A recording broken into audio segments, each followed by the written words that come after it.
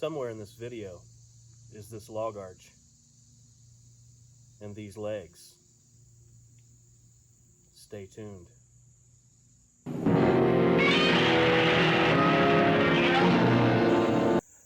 I haven't talked much about the pond, but yeah, so I got a pond now. It comes in here. There's a spring there, and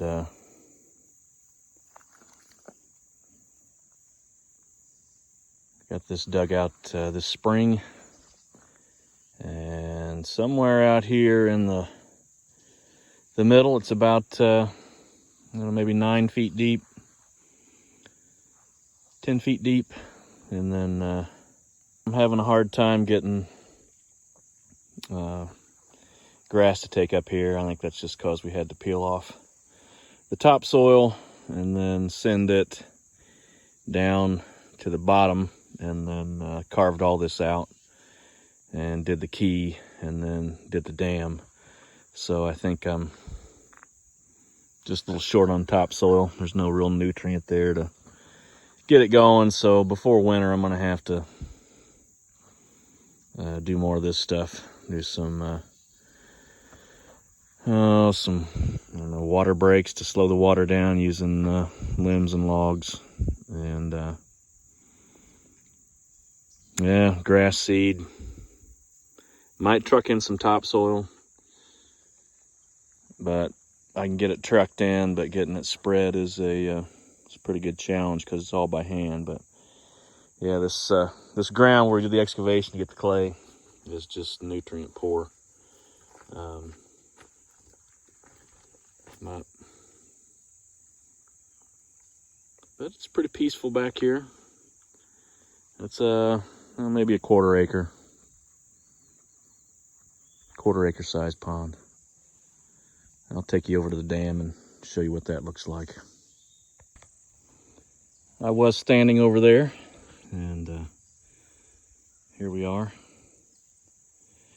Mama's got some reeds planted down in here and some various other types of native water plants. I don't know what those are called. Lizard tails, maybe? I don't know. But here's the spillway. Little by little, I've been working on getting this lined with native stone. So during big rain events, this will overflow and go down the spillway. My old Navy buddy, not that I was in the Navy, I would have never done that mistake, join the Navy. But he came out and his boys, and we got that riprap dropped in there. I would have liked to have had a bunch of this native stone, but as he says, I'd be gaining it up a little too much. But I don't like the limestone. Just sticks out like a sore thumb. But hopefully, eventually, that'll just all be covered in grass and weeds. Here's my challenge. Once again, I don't have a big nutrient-rich soil here on the top of the dam, so grass seed and a little bit of late season fertilizer. It was going good until we didn't get rain for, I don't know, a little over a month. So, but here's where we put most of the topsoil that was here, and as you can see, that's established pretty well with grass. That spring over here used to cut down a really deep channel all the way down into there, and to curb runoff or redirect it through the spillway, we've dropped all the root balls and treetops and that kind of stuff down there. But that's working pretty good as far as erosion control. And we kind of did the same thing. We made a little pocket to catch the runoff, so we don't cause more damage out here. But it's very dry, poor soil condition, but working on that. So I'm trying to water this as often as possible because there's still some green. I put some burlap down here to trap the fines that would wash off during rain until I get soil established, or excuse me, some sod established. But I found this cool toy, this Milwaukee transfer pump. I can just use the pond water and spray nozzle, and I can hose all this down pretty well. Got some more water plants that Mama's taking care of, and she's been working on some other trees and types of native plants all around here. I know she did some, I think it's some sort of silky dogwood bush, something like that. She's planted several of those up there, and she also put the little floaty in there. But the house will be, I don't know, 50 yards behind the truck somewhere. Got the septic there, so. But this is the backyard essentially, and I think it's pretty. It's very peaceful. And then state forest and more state forest. So, all right, I'm gonna do some water pumping here. We'll see. Show you how that does. Say, set up your hose you want to transfer from into the body of water you want to transfer from. Hook that up, and here we go. Just a battery in here, and hit that button. It's a little bit noisy. Sorry, that's shaky and annoying. Come on, sugar. Give me some prime.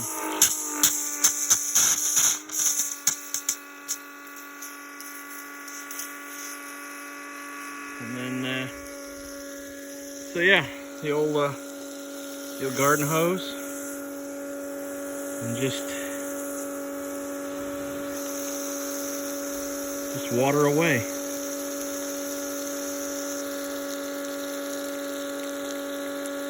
It's boring, but it's my life now. And this will take a while. I don't know, half hour to water all this. The pump's a little annoying, but hey, doing what I can do. I'll go ahead and get this done.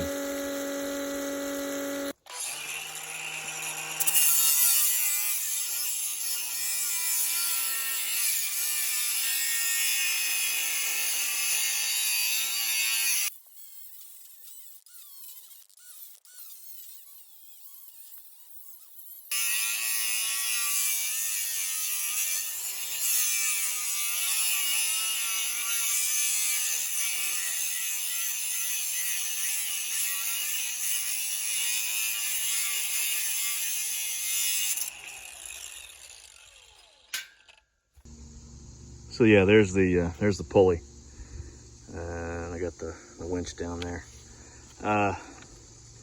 No holo for Bolto. I'm dumb. So yeah, I can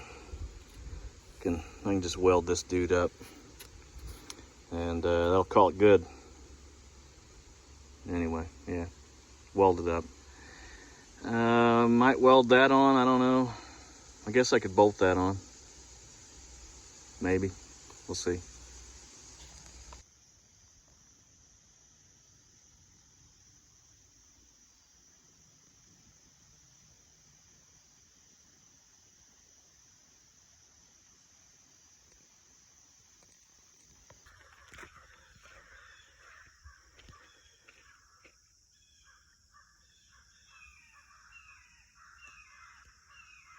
Sunday shenanigans with the crows. I also hear a red-tailed hawk.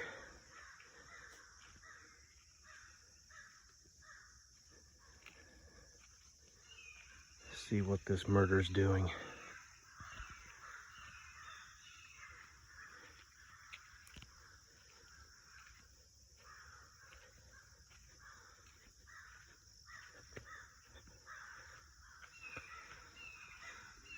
There's one up here that's probably gonna see me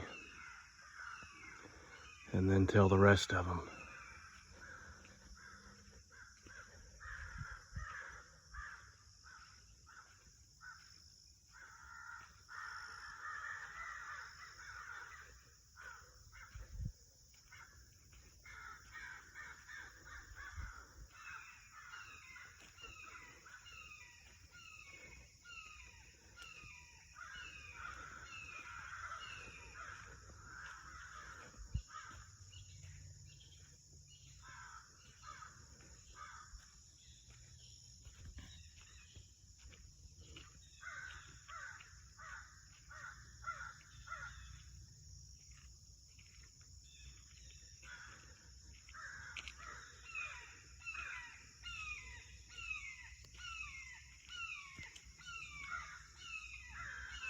Red tail's somewhere in here.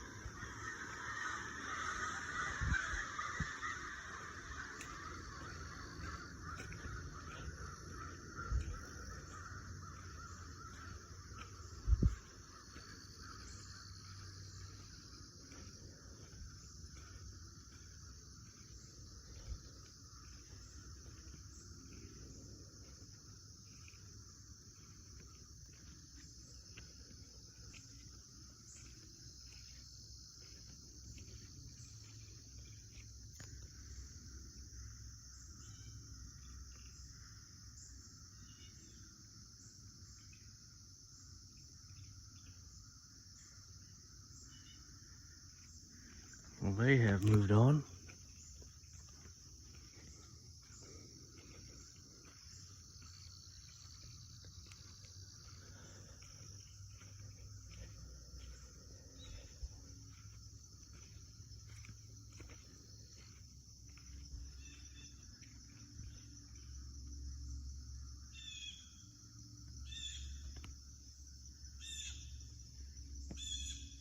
Blue jay.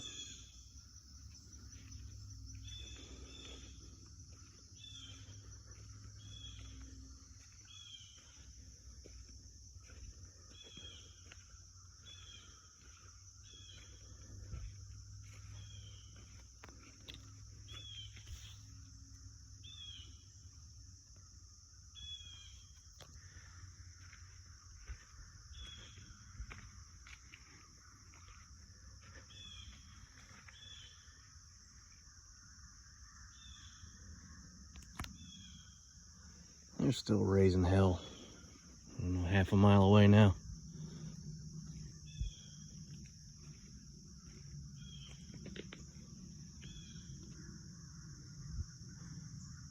Drama in the forest.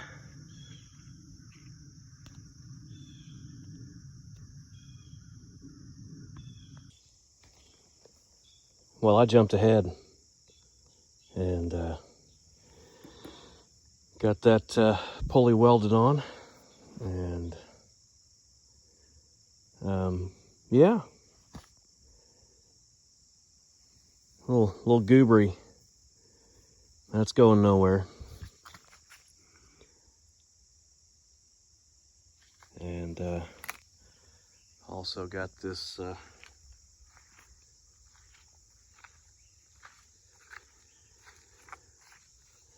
winch mounted. I can raise and lower with that. And I've got some 3/8 synthetic winch cable, which I have already spliced a eye onto. So yeah, I think that's ready to test. I'll try to get some footage of that.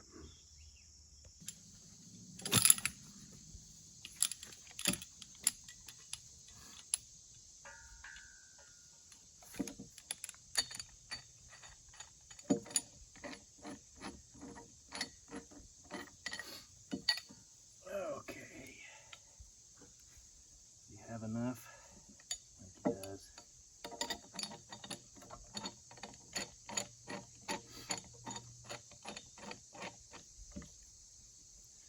Okay, I think key is having more of the load outside of this plane, so that should tip up the front part into the crook here.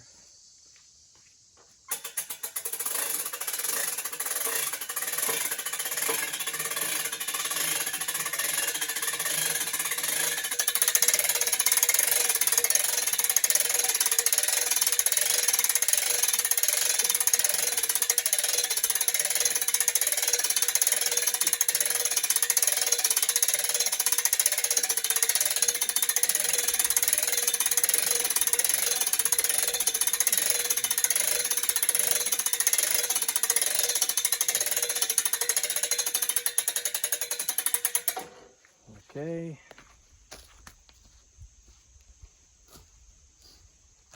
Now for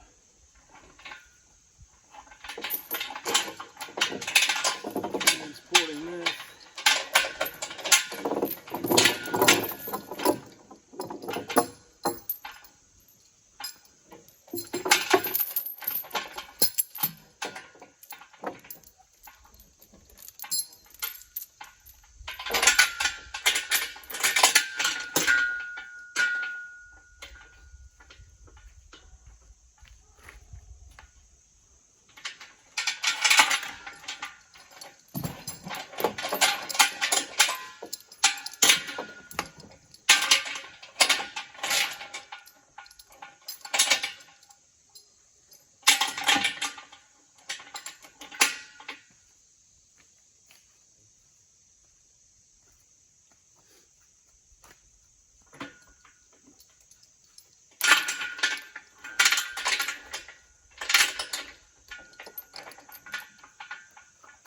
Alright, so I got the chain under there,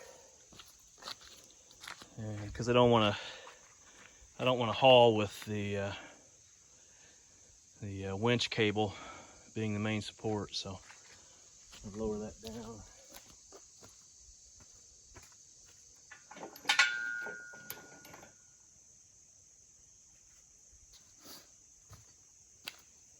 I don't want to pinch that winch cable in between the chain and the timbers, so, and then we can lower that weight.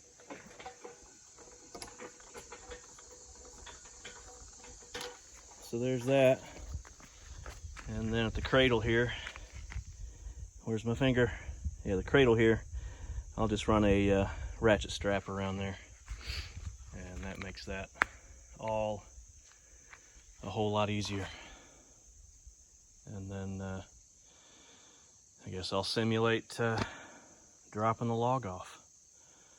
So I'll take that weight back up.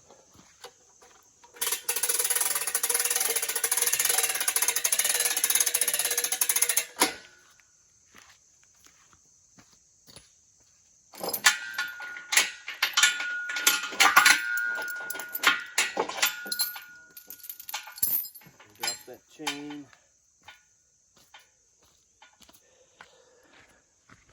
And then I can go ahead and lower this log.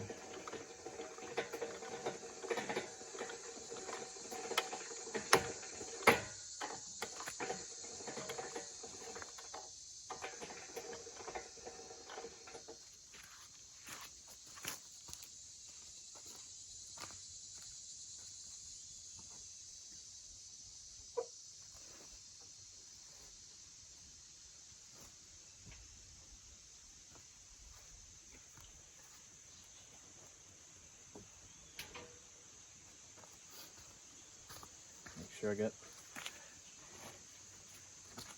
something under it here.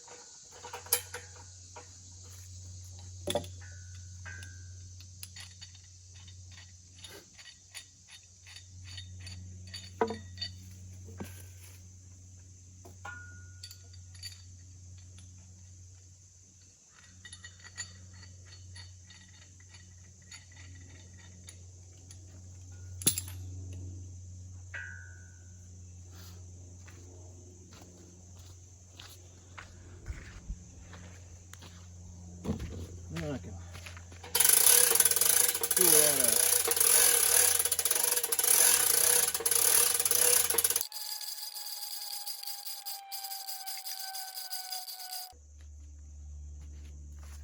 So that's that. I think that's a great modification. I think that'll work great. Key is I'll have to pay out quite a bit of winch cable and then have that on the ground, roll the log on it, and then yeah, I guess I'll just have to do that. Or I could yeah, I don't know. I got some ideas. Always improving, but I think that's a good good process. So I welded, I guess we're calling this Archie.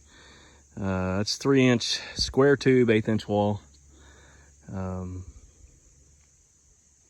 Trailer wheels, hub kit.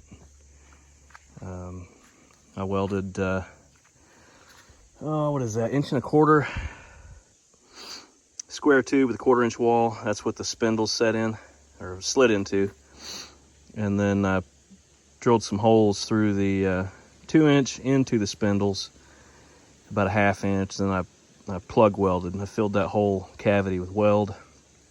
And then cut and milled holes through the 3-inch tube, and then brought that 2-inch tube all the way through and welded it around both sides.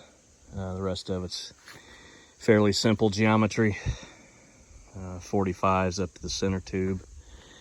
I gave, let me do here. So this section here actually slides under the top tube and welds all areas.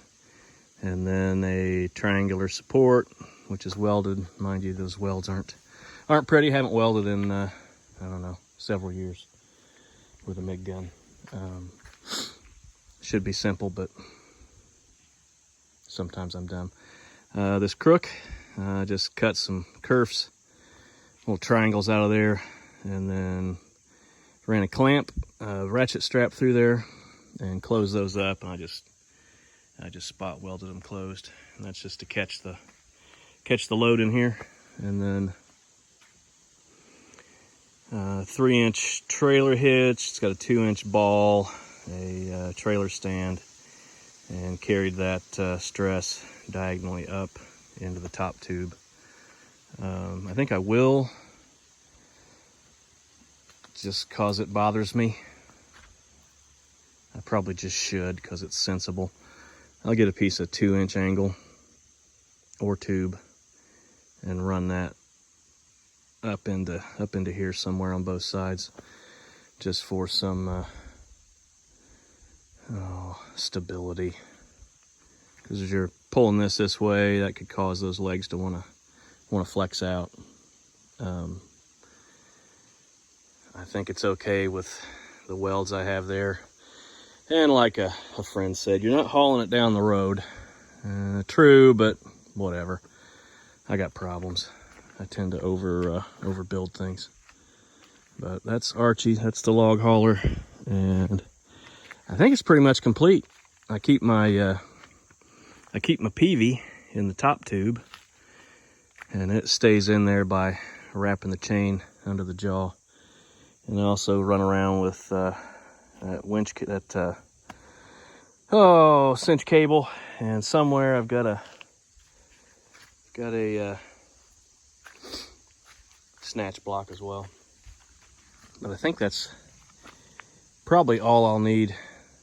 I generally keep a rope on Norman to pull some things. I try not to kill myself. I don't want to overturn the tractor on me.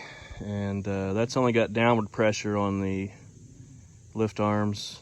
Oh, excuse me, it only has lift pressure on the lift arms. There's no downward force, so loads can overcome that unless I have the stay bars on, but the stay bars don't work great when I'm trying to hook up to the tow hitch. Yes, I could find a happy medium, but last week I found that in rough terrain, if you don't have the perfect angle on that hitch bar, yeah, that hitch can pop out. Maybe it's the Chinese manufacturer, or maybe it's just me being stupid, but I think I'll just make this a video. Just call this log arch. Anyway. It was quite a bit cheaper than buying one. And just some sweat equity and a little bit of struggle. But that's better than, I thought I'd have enough leverage to pick up some, heavy logs, but just ain't got it. I'd need to maybe double that size, but then tipping that up in the air is already kind of sketchy. And I'm just doing 12 footers. So I don't know how much weight's there. That's 2 6x6s and a 4x4 white oak.